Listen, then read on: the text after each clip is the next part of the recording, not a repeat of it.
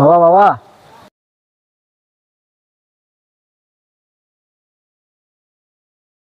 কি হয়েছে? বাবা আমার তোমার সাথে একটা জরুরি কথা ছিল। কি কথা? আচ্ছা থাক, আমি এখন বাজারে যাব তো, এসে শুনবো নি। বাবা কথাটা খুব ইম্পর্টেন্ট ছিল, এখন শুনলে খুব ভালো হতো, একটু শুনে যাও। আচ্ছা কি বলবি, তাড়াতাড়ি বল। বাবা তুমি তো ছোট ভাইকে অনেক টাকা দিয়ে ব্যবসা বাণিজ্য লাগা দিছো, তো আমার জন্য কিছু ভাবলে আমার কিছু দিবে তুমি? ছেলে নিজের ইনকাম দিয়ে বড় হয়েছে, জীবনে তুই কি করলি? বাবা আমিও তো তোমাকে দীর্ঘ 6 বছর কাজ করে তোমাকে আমি অনেক টাকা দিছি। দীর্ঘ 6 বছর ধরে আমি রাজমিস্ত্রির কাজ করে অনেক টাকা দিছি তোমাকে। 600 টাকা করে পেতাম, 100 টাকা নিজের কাছে রেখে 500 টাকা তোমাকে দিতাম। তাহলে 6 বছর হিসাব করো, আমি তো তোমার কাছে অনেক টাকা জমা রাখছি।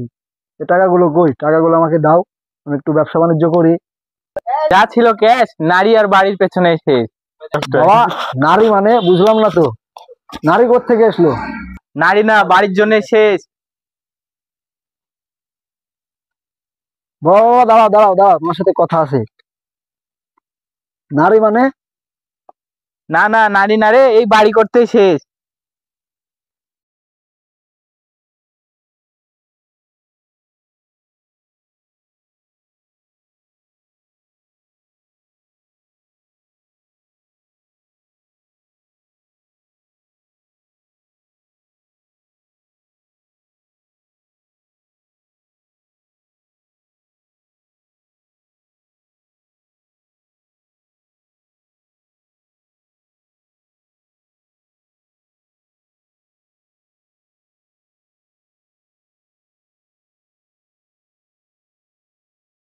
আরে শালা, এত কষ্ট করে কাজ কাম করে কি করা যায়?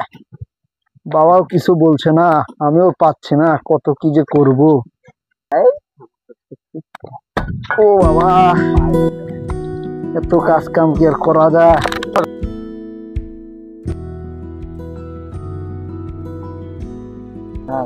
হ্যাঁ হ্যাঁ, এ বন্ধু যে আরে বন্ধু, সেদিনকে ভালো আছো? হ্যাঁ এই তো বন্ধু। তুমি যে কেমন আছো বললে যে তোমরা? কাজ টাজ করবে, রাজমিস্ত্রির কাজ ছেড়ে দিয়ে ব্যবসার কথা বলে, তোমার বাবার সাথে কথা বলেছো? বন্ধু বাবাকে তো বলছি, বাবা তো বলছে এই মুহূর্তে কাছে টাকা পয়সা নাই, বাড়ি ঘর দিয়ে বাবাও খুব অভাবে পড়ে গেছে, এখন কি করবো এটাই তো ভাবতেছি। তাহলে তো তোমার বাপ তোমার সাথে বেমানি করলো বন্ধু। তোমার ছোট ভাইকে তোমার কষ্টের টাকা দিয়ে দোকান করে দিল, বড় ভাইকে দোকান করে দিল কষ্টের টাকা দেয়, আর তোমাকে কিভাবে তোমার বাপ ঠকালো?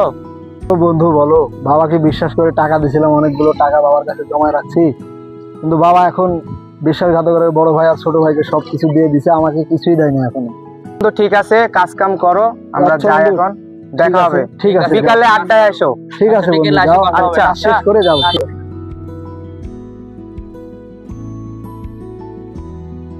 এটাই আমাদের শিক্ষণীয় ভিডিও, বা এই জন্য আমাদের ভিডিওটা তৈরি করা।